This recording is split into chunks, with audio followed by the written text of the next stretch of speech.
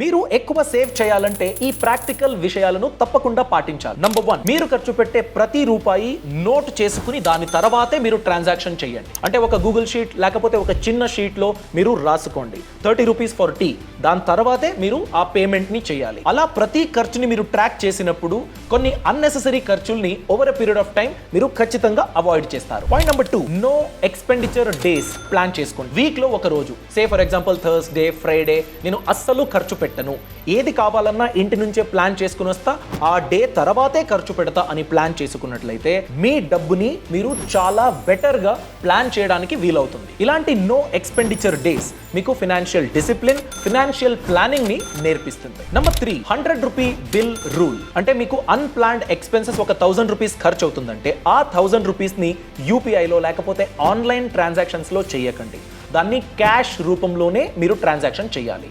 అది కూడా 100 rupees note లేకపోతే దానికన్నా తక్కువ వాల్యూ నోట్ ఏవైతే ఉంటాయో దాన్నే మీరు వాడాలి. 500 రూపీస్ యూపీఐ చేసేటప్పటికన్నా 500 రూపీస్ నోట్ ఇచ్చేటప్పుడు, పర్సు ఖాళీగా చూసుకునేటప్పుడు ఆ బాధ ఇంకా బెటర్ గా అర్థమవుతుంది. నంబర్ 4, కన్వీనియన్స్ కాస్ట్ అండి. యాప్ లో మెసేజ్ పెట్టేస్తే ఇంటి దగ్గరికే వచ్చేస్తుంది, దానికి మీరు డెలివరీ ఛార్జెస్ పే చేయాలి. రీటైల్ గా కొంటారు కాబట్టి కాస్ట్ కూడా ఎక్కువ.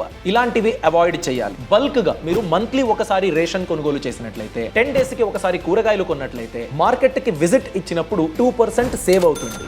సంవత్సరానికి 24%, పెద్ద అమౌంటే.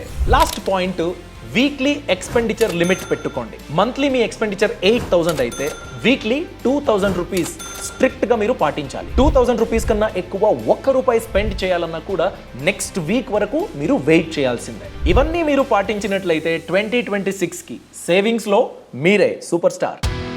Boss Wala. Be the boss.